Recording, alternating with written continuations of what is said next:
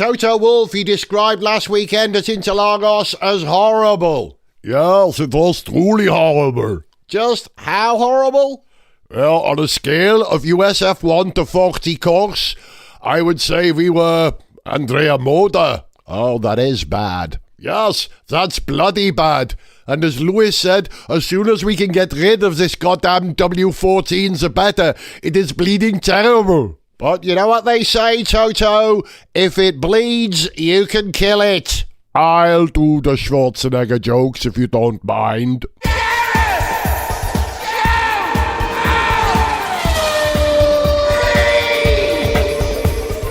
Hello, welcome to Gareth Jones on Speed. I'm Gareth, he's Zog. Hello. And she's Sarah. Hello. Now, I'm going to start off with a trick question. Did any of us three watch the Brazilian Grand Prix this weekend? No, I watched another Grand Prix. I watched the Sao Paulo. Yes, quite right. Yeah, nobody watched the Brazilian Grand Prix. I think for the second time in 2 years, it was branded the Sao Paulo Grand Prix. And as the only race in Brazil, that strikes me as being a bit odd. I don't know. Any guesses, either of you, why that might be? No, I was hoping you were going to tell me, actually, because, like you, I was wondering why are they being so insistent that this is the Sao Paulo and not the Brazilian Grand Prix? Usually when you have the situation of a race in a particular country being named after the region that it's in or the city that it's in, it's because, as you were hinting at, there's more than one race that year in that country. Yeah. So one of them is the German Grand Prix and the other is the European Grand Prix. And we've had this in Germany, in the UK, in other countries. But there's only one race in Brazil this year, so what's going on? I would guess it's something to do with a local government or regional government kind of initiative branding, maybe, that, they're keen to push Sao Paulo as a tourist destination or just, boost the region generally.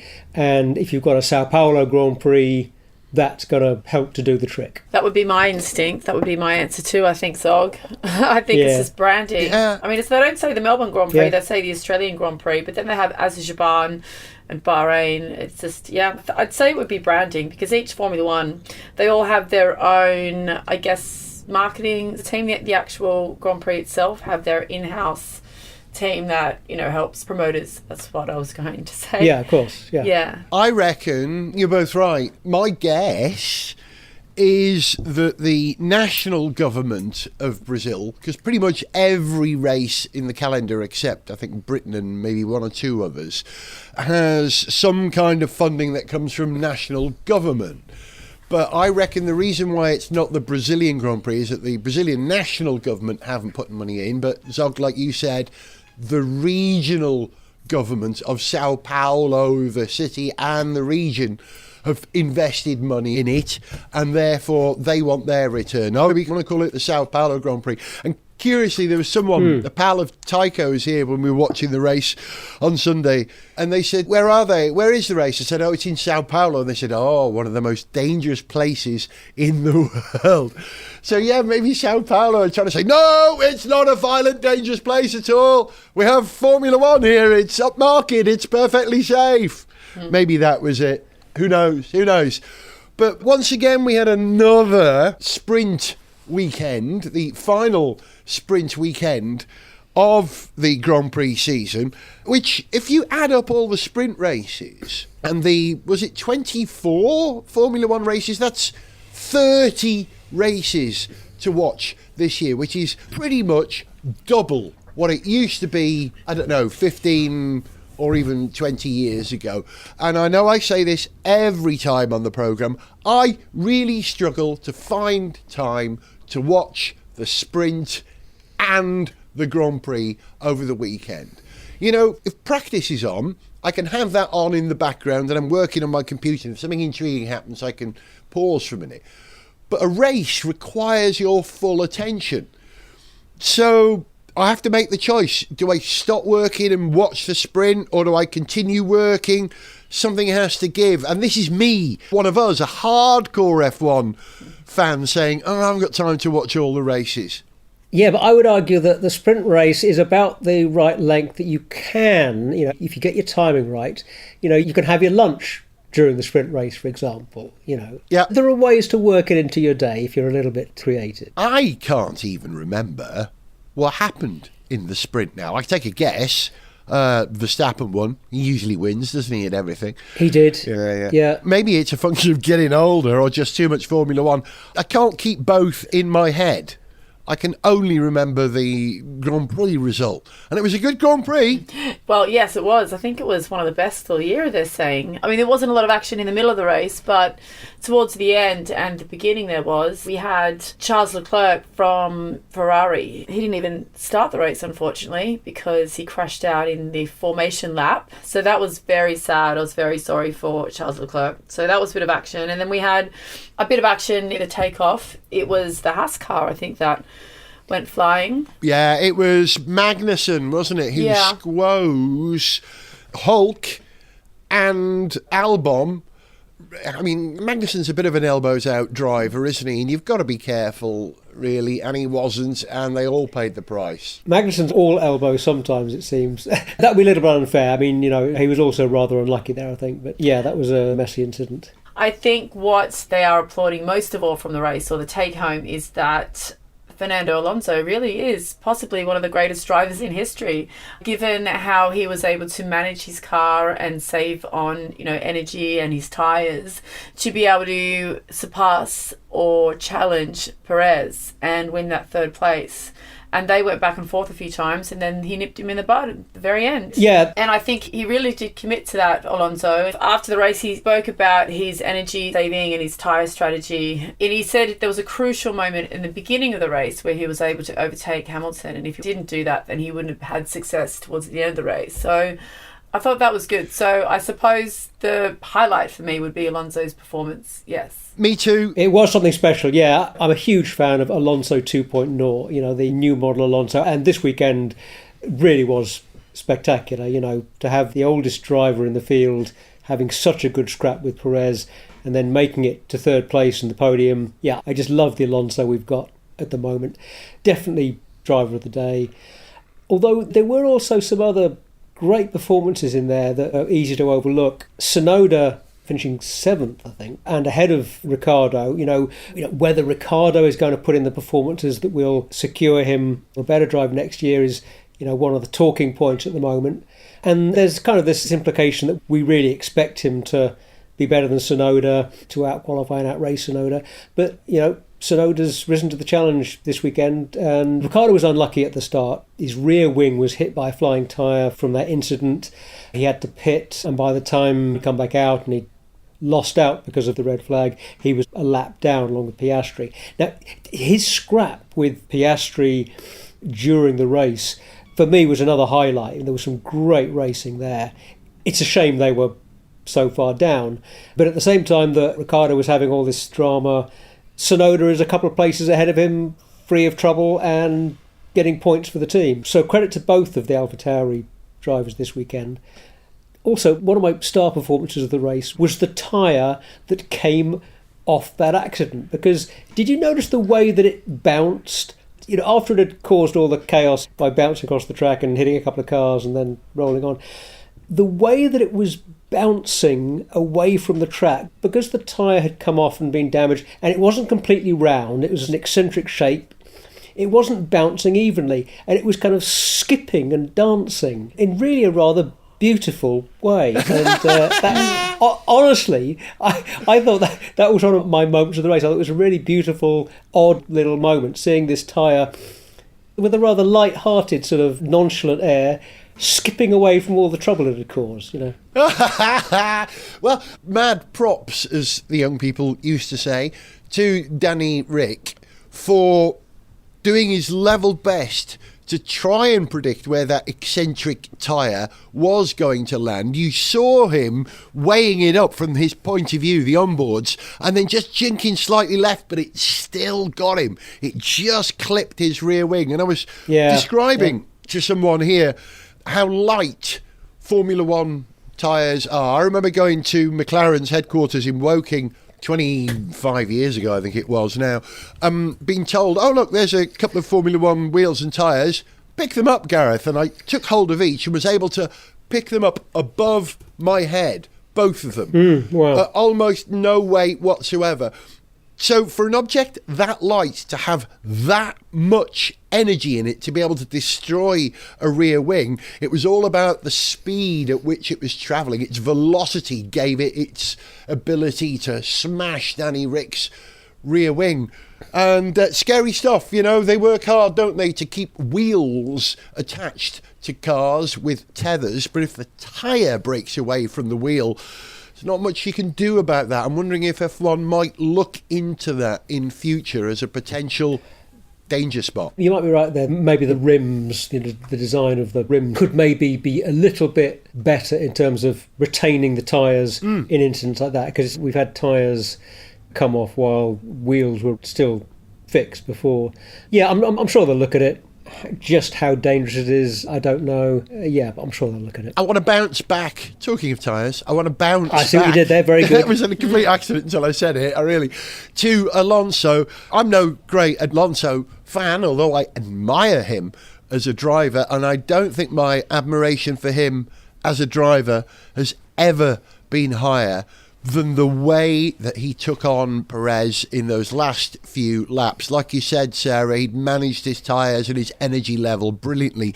But his car positioning, his desire not to give up that place under any circumstances whatsoever, and to cross the line 53 one-thousandths of a second ahead of Perez. Perez almost got him. If that start-finish line had been, I don't know, a metre or 2 metres a bit further up the track, Perez would have won it. But Alonso just got it. Yeah, so close. If that was for the win, that would have been the closest win in Formula One history. I remember racing IndyCar when it was called Champ Car, I think, in Portland, Oregon, where Mark Blundell won the race by, I don't know if it was 53,000th or 23,000th. It was about as close as that. One of the most spectacular endings to any race. And given that it is a given that Max is going to win every race, we have to take our joy from the second and third and fourth and fifth place finishes. That's where the close racing is. And it is close. It shows you because Mercedes, you know, they make the slightest error on setup or, I don't know, engine cooling or whatever it is that gave them performance issues this week, and bang, you're way down the field. The field is so close at the moment, unless you're in a Red Bull, and I think we ought to be grateful for that. It's great entertainment, isn't it? Yes, it is. It is, yeah, and I quite agree. At the same time, that it is very predictable what's going to happen with Verstappen,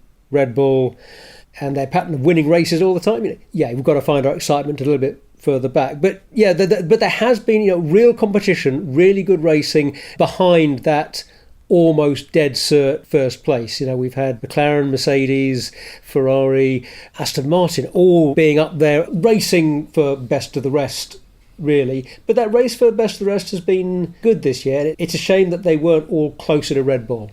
Yeah, that's a shame. I think we can actually thank the sprint for the closer racing in the Grand Prix, because the way that the tyre allocation works over the weekend, teams have to decide which tyres to allocate for which race. There is a greater percentage points haul availability if you save your tyres for the race, but if you think you might be in with a chance of scoring points in the sprint, you might want to use all your sticky tyres there. And I think that is one of the functions of the sprint, that it has given us closer racing. But I know that the jury is out, especially amongst the teams, not just the punters, but the teams as well, regarding the sprint weekend and how it plays out over the weekend. Now, this last weekend, we had free practice on Friday, followed by sprint shootout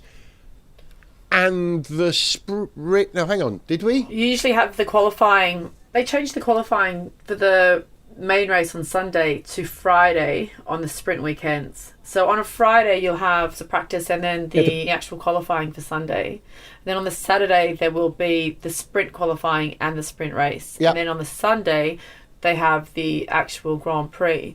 Now the sprint race, I think you said earlier, Gareth, it's really hard to watch it all on the weekend if you're a sit-at-home viewer on the other side of the world. And I think I said it last time, it really is for the benefit of the people coming in through the gates. Yeah. So they get more for their weekend sitting in the grandstand than just qualifying in the race. They'll have like a whole, I guess, smorgasbord of what they can absorb all Formula One over the weekend on site. Yeah, you're right. It's great if you're there. I'm just checking. I made some notes. We had Grand Prix qualifying on Friday after free practice with the sprint shootout and the sprint on Saturday and then the race Sunday. But as they say in business, going forward, there is some discussion that the schedule in future will be the sprint shootout on Fridays, the sprint and qualifying for the Grand Prix on Saturday and then the Grand Prix on Sunday. Now, that makes a little bit more sense for me because I think you shouldn't have Grand Prix qualifying before you've had sprint qualifying. It's that creates the confusion in my head. You've got to deal with one thing, then move on to the next thing.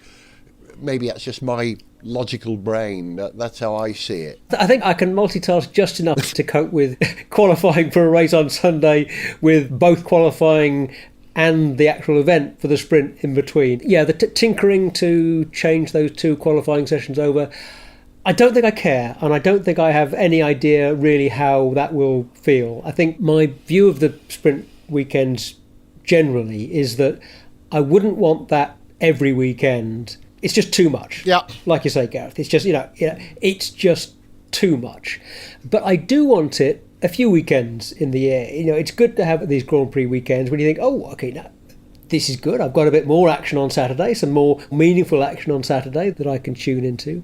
And as far as the proposed changes go, yeah, let's just see. I'll just see how that plays out next year. I don't think I'll feel very different to it, to how I feel about this year's format. I think it'll feel very similar, to be honest. In terms of next year and the cars that you were talking about earlier, I have read quotes from Lewis Hamilton that he's looking forward to seeing the end of the car for this year. Yeah. And that might hopefully improve Mercedes' goals or their achievements next year. So maybe we'll see a little bit more parity with Red Bull next year as well between those top teams. Take Red Bull off the top. But very hard to do at the moment. Maybe, Sarah, let's hope you're right. Yeah. But the gap between Red Bull and the other teams, it's still kind of ominous. And the other teams, they've got a lot of catching up to do. And I don't think Red Bull have been working on this year's car for a while. Whatever they've been doing, all those clever aerodynamicists and engineers in the back room, they've been working on next year's car, not working on this year's car, which a lot of the other teams will still have been doing further into this season. So fingers crossed that the gap's going to come down, but I'd be surprised if Red Bull don't start next year very strongly. What's that you say? A team of people working on a car? You mean it's not all the work of Adrian Newey, who just imagines the car in a 30-second moment of clarity? Well, maybe there's a Newey-led hive mind of some kind. I'm sure Newey is obviously, absolutely central to the process there, but he's not designing everything. It takes a village to make an F1 car, a very advanced village. I like what you said a moment ago, a hive mind. Does this mean that the design department is in fact the Borg of Formula One and that Adrian Newey is the Borg Queen, just that sort of embodiment of the spirit? But similar things going on at Mercedes. There have been some personnel changes. They lost, or rather Mike Elliott decided to walk, not from the Mercedes Formula One team, but from Formula One. He says, no, it's been too much of a toll over the number of years and it's getting a bit unpleasant and it's hard work, so he's walking. They had done a job swap earlier on where James Allison had come back in the role that Mike Elliott had been doing before. And James Allison's track record historically is very, very good, but as we've just discussed, it's not down to one person, is it? It's all down to the hive mind. Just bouncing back again, like that continually bouncing rubber wheel. I want to go back to poor old Charles Leclerc. Oh. Why am I so unlucky? Why am I so unlucky? Mate, you're not unlucky. You grew up in Monaco. You're probably a multi-millionaire. You drive a Ferrari. You're largely quicker than your teammate. Your teammate's a lovely guy. You're not unlucky, but you are a DNS. And you don't hear that very often. DNS did not start. And it made me think, we have DNS, did not start. We have DNF, did not finish. I think we ought to introduce a couple of other terms as well, like DDVW. Any guesses what that might stand for? No idea. DDVW didn't distinguish. No, I don't. You're more or less there, actually. Didn't do very well. DDVW. Okay. I think they ought to put that alongside Logan Sargent at most races, but not his race this weekend. Yes, he was flattered by a whole bunch of cars not actually finishing the race, but fair play to little old Logan. He had a decent race. Where did he finish in the end, Sarah? Was it 12th or something like that? He finished 11th ahead of Hulk. Hulk almost had a great weekend, but not quite. But I'm relieved for poor Logan Sargent. I feel for him. He needs our love. I don't dislike Logan Sargent, but oh my gosh, I was thrilled when Lance Stroll stopped running in third. I thought, oh no, please don't let Lance Stroll finish on the podium. I'd hate that. Why do I dislike Lance Stroll so much? Why? That's very unfair. I think that's rather mean. Yeah, Stroll is inconsistent. He's certainly not the best driver out there, but he's consistently grumpy. He's been very grumpy recently. He looks like he's been having an awful time recently. Yeah. He was happy this weekend and starting third for the sprint race, wasn't he? He had a much better weekend than a lot of race weekends have been for him recently. He finished a couple of places behind Alonso and finishing within a couple of places of your super strong ex-champion teammate is a good result. Yeah. So, no. Well done, Lance Stroll. We hope it makes you a bit less grumpy for the rest of the year. Let's see if the next Grand Prix will cheer him up. I know how you feel about the next Grand Prix, Zonga, but we're off to Las Vegas, not Las Vegas, in a couple of weeks' time. Sarah, have you seen the layout of the circuit? Have you heard about the plans for the Las Vegas race? I haven't, unfortunately. Do you know what they are? Well, the circuit doesn't look that well suited to overtaking and racing. It's certainly going to be a spectacle as they are racing down the strip. Then it's a bunch of right angle corners here and there. So I don't know if it's going to be a great racy Grand Prix, but I'm reckoning that there will be a lot of wall incidents, a lot of barriers, a lot of smash and crash. There'll be lots of yellow flags, which will bunch the cars up and hopefully give us a close ending and hopefully a chance for Alonso to shine again. Sog, you are probably the most psyched of all of us for this Grand Prix. Yeah, I think Formula One and Las Vegas is going to be a great combination. Not, as you say, because it's going to be the best circuit for racing, but for the spectacle, for the occasion. I can't wait to see how that plays out. Racing down the strip is going to be something else. It's going to be a fantastic looking race and a hell of an occasion. One downside, though, the race begins at 6 a.m. here in the UK, but at least your dad will be able to watch it, Sarah. It'll be 6 p.m. in Australia or 5 p.m, won't it? Yes, exactly. So I'm sure they get a huge following of viewing from Australia. But I think they do anyway. Formula One's quite big in Australia now. Yeah, like you say, with 2 drivers on the grid and another one standing by. You mentioned the other week, but I didn't let you complete the thought, unfortunately. You were talking about Mick Doohan's son. Is it Jack? James? What's his name? Jack Doohan. Jack, correct. yeah. Jack Doohan. Jack Doohan, who's a lovely lad, and be great to see him in F1. But for now, that's it for the F1 chat. Sarah, thank you for joining us. Thank you. My pleasure. Thank you for having me. And speak to you soon. Okay, bye.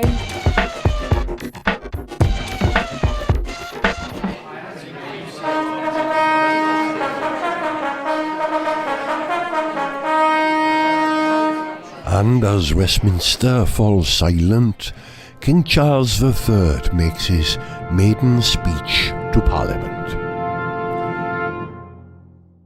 My ministers will introduce new legal frameworks to support the safe commercial development of emerging industries such as self-driving vehicles.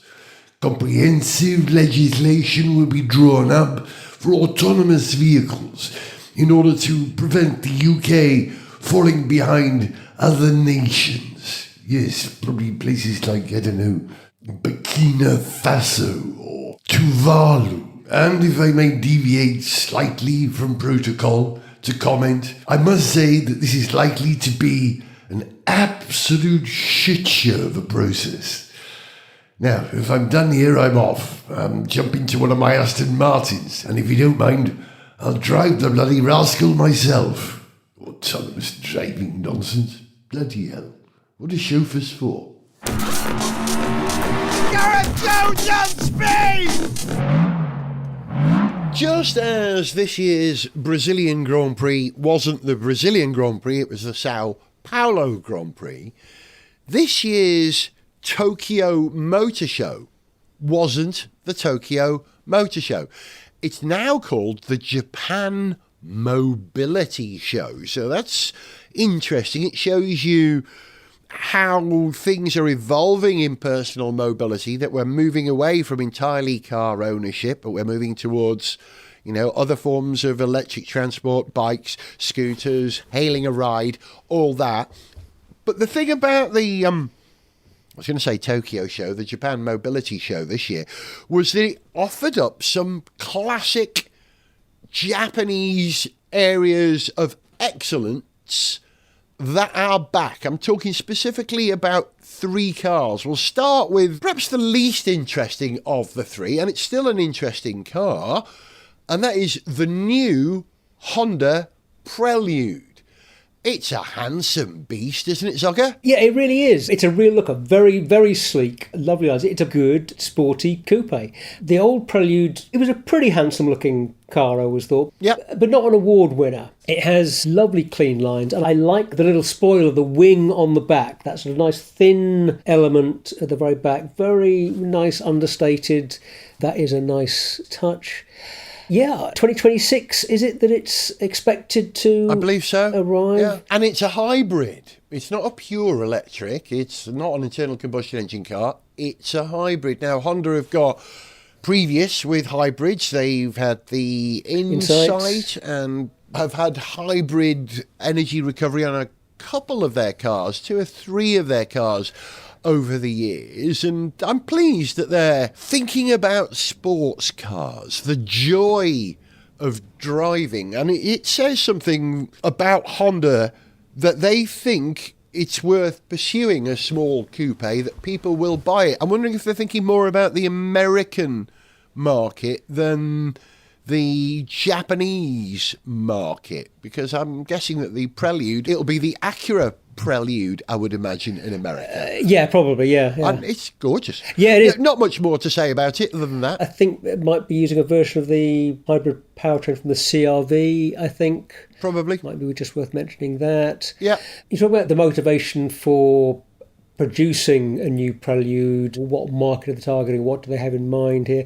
I wonder whether an element of this, and this would apply to some extent both the other vehicles we're going to talk about, I think.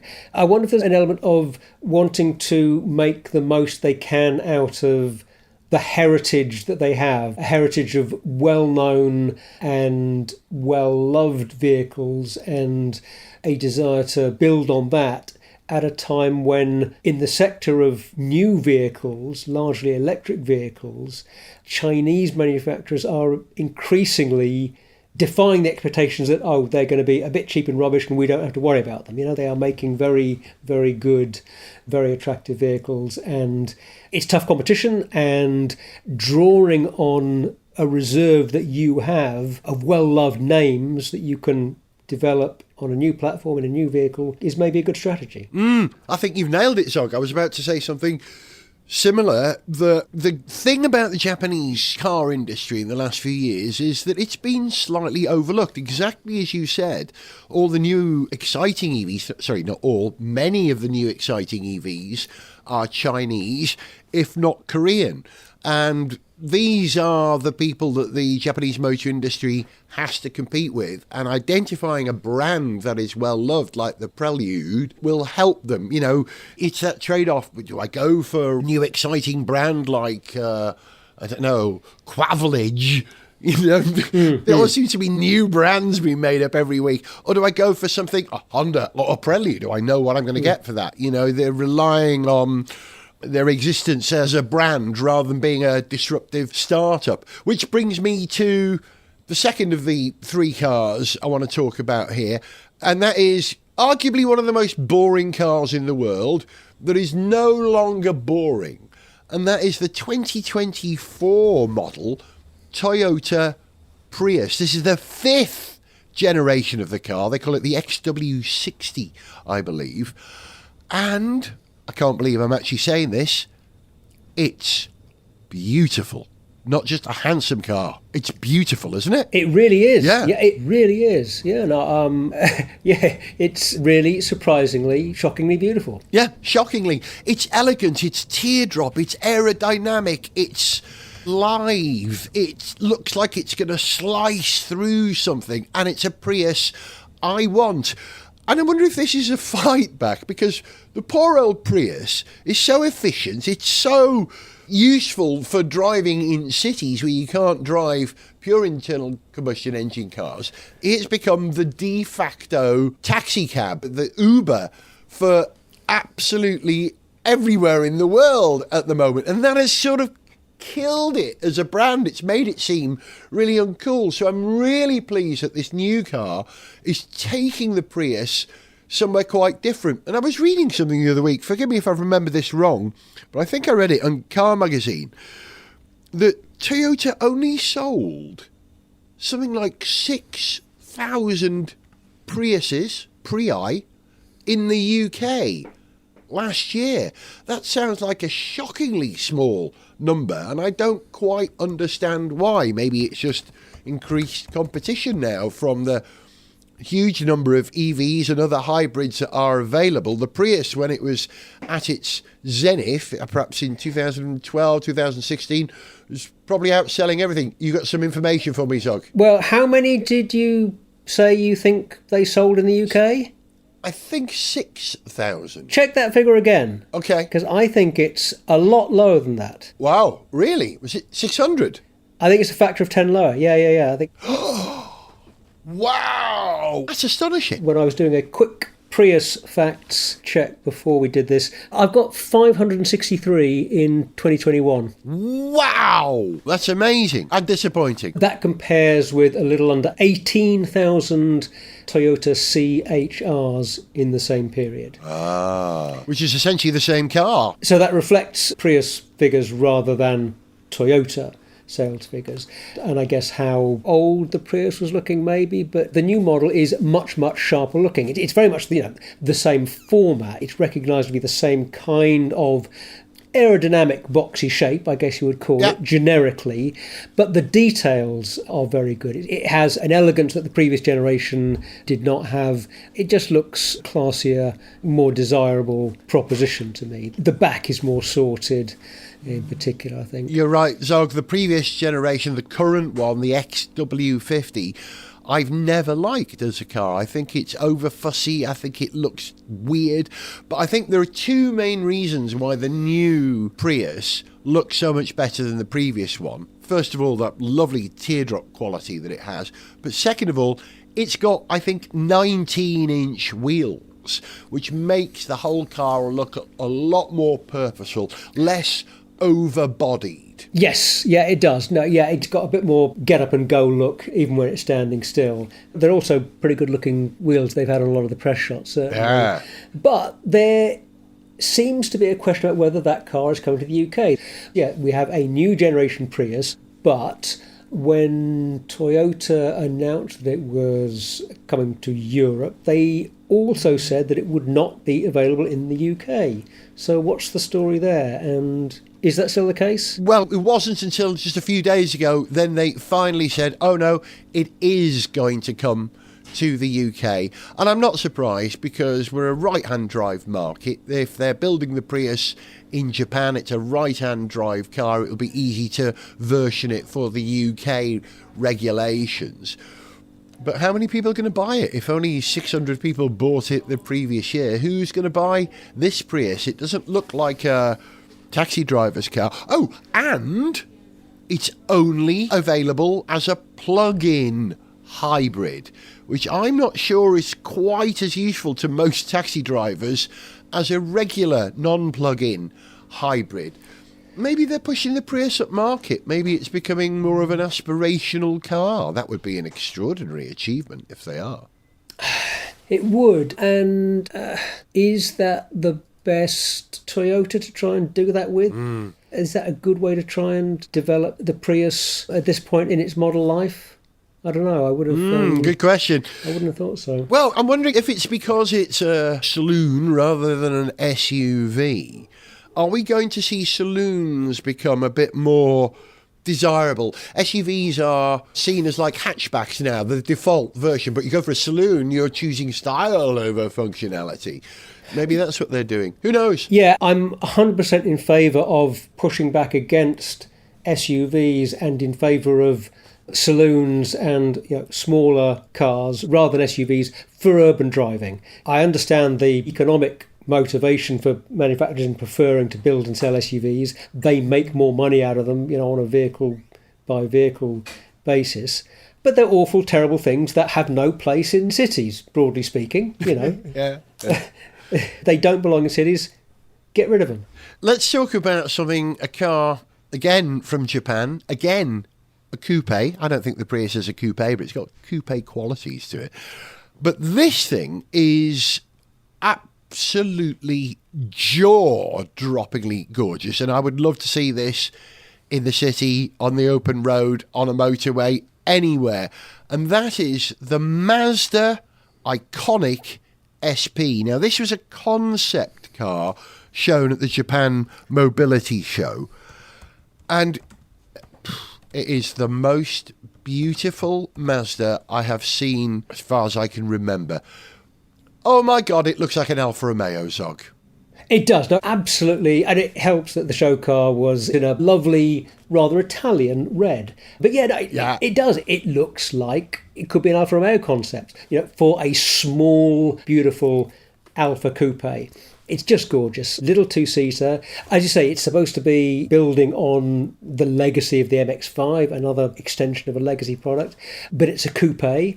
Such beautiful smooth lines, tiny little mirrors, and a rotary engine, intriguingly enough. It has a two-rotor rotary internal combustion engine, which I believe is not connected to the wheels. That rotary engine is a range extender. Yep. It's a generator for the electric motors, which are in the sort of 365 horsepower range. Yeah. I want one. It's fantastic. Bring it on. Please, Yeah. very soon. First Mazda I've seen in a long time where I thought, I want you. It's that smoothness, Dog. This car is the antithesis of the Cybertruck. The Cybertruck is, all protractor and folded paper. This is like it's been carved out of, I don't know, an orange or a melon or an organic shape. It's full of compound curves and almost no details as well. Hidden handles, impossibly slim shut lines between panels. Oh, it is lovely. Don't you think there's maybe a touch of Lotus about it?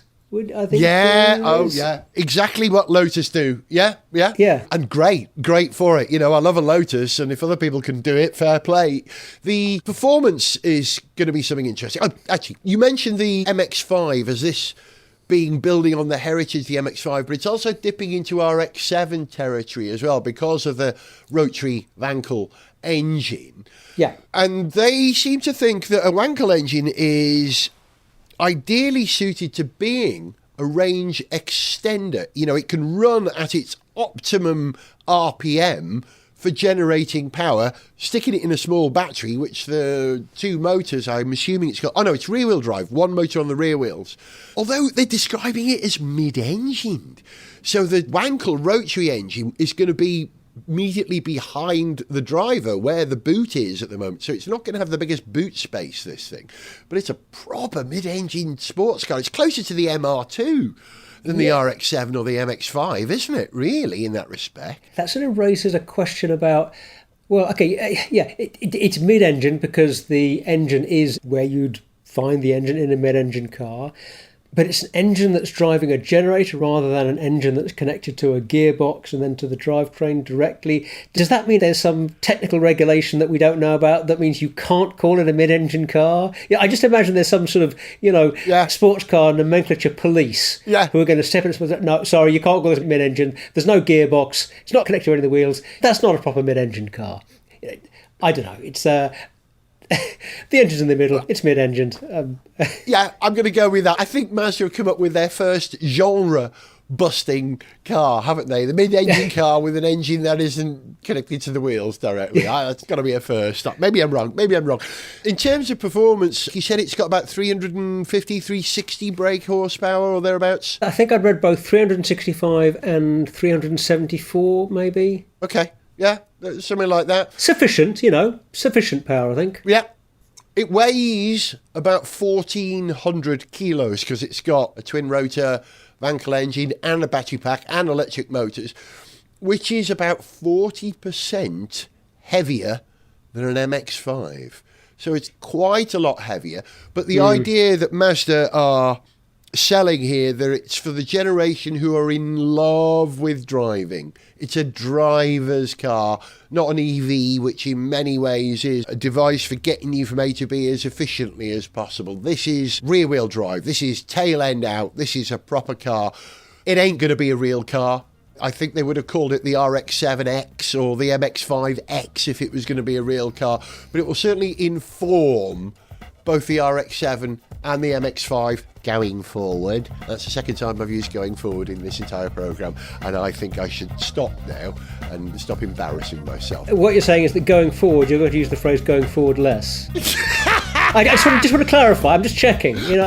Going forward, I won't be using the term going forward. You've been listening to Zog. Goodbye. And I was Gareth. See you for another On Speed, where we'll talk about the Las Vegas Grand Prix in 2 weeks' time. Bye! For information on how to contact the show, see pictures, get song lyrics, follow us on Twitter, find our Facebook fan page, or to sponsor the show, go to garethjones.tv. Gareth Jones on Speed is made in London by Whiz Bang. Gareth Jones on Speed!